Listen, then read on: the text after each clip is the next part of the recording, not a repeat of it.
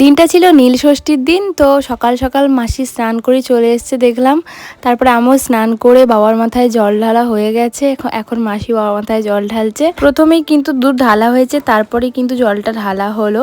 এরপর আমি রেডি হয়ে বেরিয়ে পড়লাম, কারণ আজকে যাব ইউনিভার্সিটি ক্লাস আছে। তো এখন আছি আমি ঢাকুরিয়া স্টেশন, এখান থেকে যাব শিয়ালদা। শিয়ালদায় এসে অনন্যার সঙ্গে দেখা হয়ে গেছে, ও আমার জন্য এখানে ওয়েট করছিল। তারপরে আমরা চলে আসলাম ইউনিভার্সিটি। গত একটা ভিডিওতে তোমাদের সঙ্গে শেয়ার করেছিলাম এই ফুলগুলো, মানে ঘাস ফুল।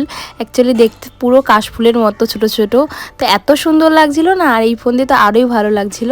তারপরে আমাদের এখন ক্লাস শেষ হয়ে গেছে, ক্লাস করার পরে কিন্তু ভিডিওটা করা হচ্ছে, আমরাই আছি ক্লাসে। এরপর আমরা ঝিলপাড়ের দিকে গেছিলাম একটা ডান্সের শর্টস ভিডিও বানানোর জন্য পয়লা বৈশাখের। এরপর বাড়ি ফিরে বাবার কাছে জ্বালালাম একটা নীলবাতি, যেহেতু ওই দিন ছিল নীল ষষ্ঠী। নীল ষষ্ঠীর দিন অ্যাকচুয়ালি নীলবাতি কেন জ্বালায় আমি কিন্তু জানি না, যদি কেউ জেনে থাকে তাহলে অবশ্যই কমেন্ট বক্সে জানিও। বাই।